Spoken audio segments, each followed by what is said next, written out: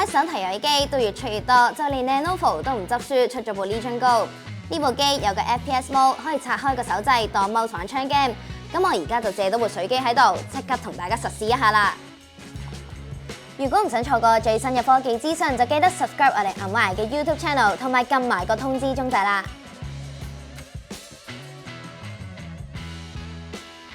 外形上 Legion Go 用上8.8寸2560x1600 IPS 嘅大 mon， 機身同手掣都係呈磨砂黑色。左邊有個十字掣，右邊手掣嘅側面有 M1、M2 嘅掣、ABXY 掣、RB、RT、LB、LT。兩邊手掣機背嘅掣都係用上不對稱嘅設計。左邊嘅 Y1、Y2 係打直，右邊嘅 M3、Y3 係打橫平排埋一齊。同 Steam Deck 一樣，佢都有個 trackpad， 不過就放咗喺右邊。機身頂部有個 Micro SD 插槽，機身上下都各有一個 USB-C 4.0嘅接口。機背有個企架可以拉出嚟，擺喺張台度玩。畫質上，佢用到8.8寸 QHD 2560x1600嘅 IPS 大 mon， 同 ROG Ally 一樣，佢都係用500 nits 嘅亮度。不過我就覺得對於想拎出街玩嘅玩家，呢個亮度真係未必夠。日光曬落嚟咁玩，真係有啲睇得唔清楚。比起最新嘅 Steam Deck OLED 嘅1000 nits 亮度，咁Legion Go喺呢方面就真係輸蝕少少啦。Legion Go 系統嘅界面有晒唔同嘅遊戲平台 ，Xbox、Epic Games、Steam、Ubisoft 等等。撳個 Quick Setting 掣就會彈右邊嘅快速設定界面，就可以去調校熒幕嘅解析度、效能 Mode 等等。我自己覺得開佢嘅快速設定界面係幾方便，不過如果玩 game 中途要撳個掣校一啲 setting， 佢有時候會自動彈翻出桌面，感覺就有啲麻煩啦。而大家最關注嘅 FPS Mode 就係可以拆開右邊嘅手掣，拍個 FPS 掣，將個手掣套入佢個圓形嘅控制器底座，當一個垂直 mouse， 咁就可以玩槍 game 噶啦。咁我就攞咗佢嚟玩 Back 4 Blood 同埋 Call of Duty Modern Warfare 3。我覺得 FPS Mode 嘅感覺有啲似混合咗手掣加滑鼠，左邊就用蘑菇掣走位，右邊就喐動個手掣去控制視覺。佢嘅 FPS Mode 冇想象中咁難用，同一般 mouse 咁玩冇咩分別，只不過握法唔同咗。例如係用到壓槍同點射嘅槍法，都可以好順利同準確咁去控制。右邊手掣嘅 M1、M2 掣嘅即時回饋速度都算比正常嘅快少少。不過我覺得 FPS Mode 有個煩嘅位係每隻 game 玩之前都要啲時間 set 定啲掣，好似 reload 啊同埋技能掣，咁就一定冇用個 keyboard 玩咁方便啦。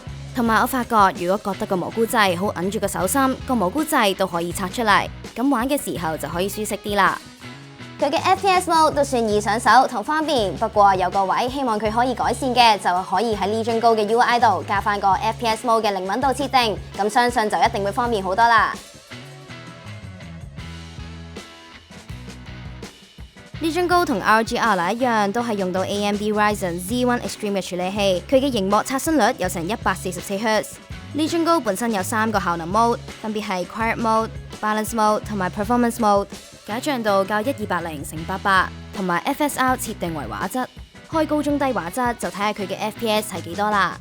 玩 Diablo 4，開高畫質平均 FPS 有62，都幾順嘅。不過畫面一人多或者多怪打嘅時候就會有少少窒啦。中畫質平均 FPS 有87，畫面都算流暢，冇點樣出現窒嘅情況。低畫質平均 FPS 有99，畫面係最流暢噶。玩 Starfield 開高畫質平均 FPS 得35，畫面就叻叻地。中畫質平均 FPS 有53，畫面都算流暢，畫面質素可以接受。低畫質平均 FPS 有61，畫面係最流暢噶。玩 Ratchet & Clank 開高畫質平均 FPS 有45，有時都會出現 lag 嘅情況。開中畫質平均 FPS 有54，畫面都算流暢，冇點樣出現過窒嘅情況。低畫質平均 FPS 有59，畫面係最流暢嘅，而畫質方面亦都可以接受。續航力方面，我就開住 Performance Mode 玩人中之龍7外傳，玩15分鐘，就睇下佢下降咗幾多電啦。佢就下降咗16% 電，計翻條數，推算佢可以玩到1個半鐘左右。散熱方面，官方就有強調佢哋有進階嘅散熱設計，保證可以高效降溫。咁我哋就睇下喺機嘅唔同位置同埋機內嘅溫度係表現成點啦。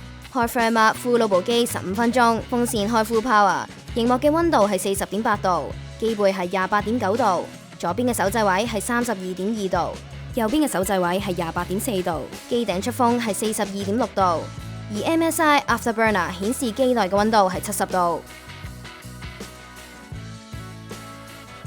而喺音質上，呢樽高用到2個2W 嘅喇叭，但我就覺得佢音質就比較一般啦，冇層次感，音色聽落去偏薄，唔太厚實，啲聲都好一嚿，所以建議大家可以嘅話就用一啲電競耳機去玩，咁就可以更加好好享受遊戲裏面嘅音效啦。咁實試完之後啦，我就覺得呢部呢樽高真係幾有新意。咁我自己最中意呢部機嘅就係佢嘅 FPS Mode 啦，因為平時用開手提機嘅我都可以日常喺手提機度用 mouse 玩槍 game 嘅感覺。不過呢部機嘅續航力就真係麻麻地啦，開住 Performance Mode 玩3A 大作都只係可以玩到個半鐘左右。咁我之後玩多一段日子就發現個畫面就係咁轉圈嘅，咁行路都叻嘅，使唔使咁耐啊？大家可以留意我哋之後深入測試嘅另一條片啦。我哋會教大家喺唔同嘅3A 大作點樣 set 係最靚又玩得嚟順暢。一般玩家可能未用盡佢嘅機能。如果你諗住買機，就更加唔好錯過我哋下一集啦。